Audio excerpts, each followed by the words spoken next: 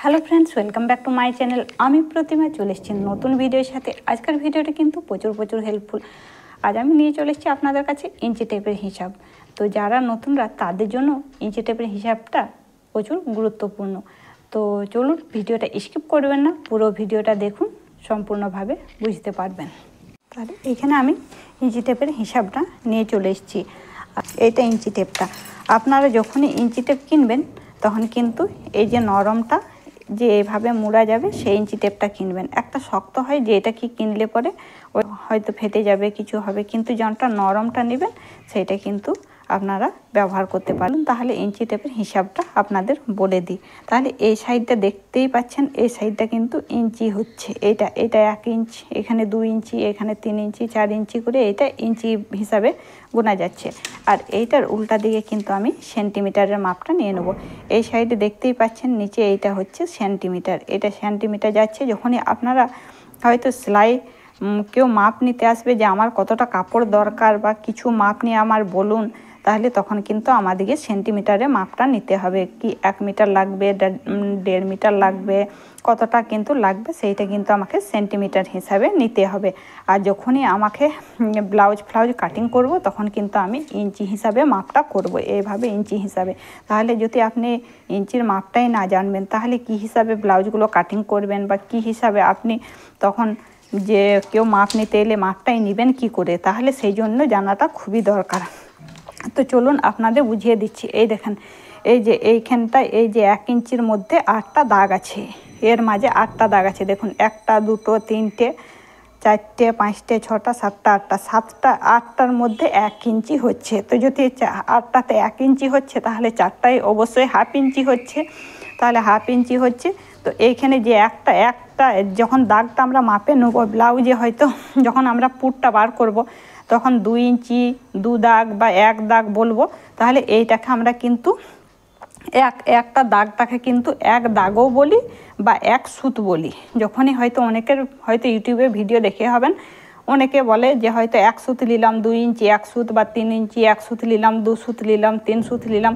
তো এইটা হচ্ছে এইখান থেকে একটা নিতে গেলে এইখানে 1 সুত, এখানে 2 সুত, এইটা 3 সুত। যখনই 4 সুতটা কেউ বললে না, 4 সুত যখনই ওইটা কিন্তু হাফ ইঞ্চি হয়ে গেল, হাফ ইঞ্চি।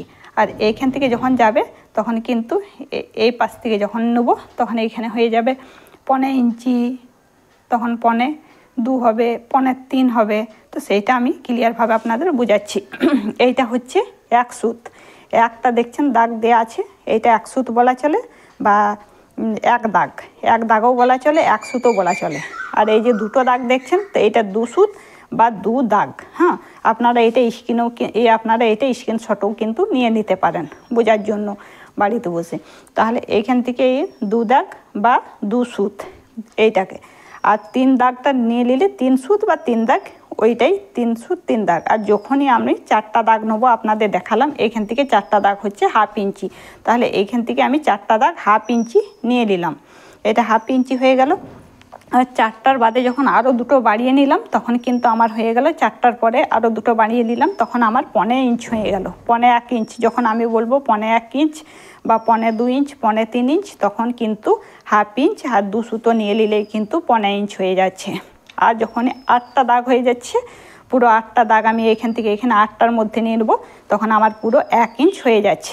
1 ইঞ্চ হচ্ছে। আর 1 ইঞ্চ থেকে আরও 2টো দাগ বাড়িয়ে দিলে কিন্তু হয়ে যাবে আমার 1.25 ইঞ্চ।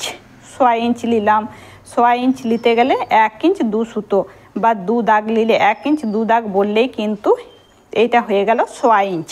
আর যখন এইটা এই 8 আর 2 10, আর এখানে আরও 2 12, যখন এখানে 8 আর 4 12 নিয়ে নেবো তখন হয়ে যাবে আমার 1.5 ইঞ্চ।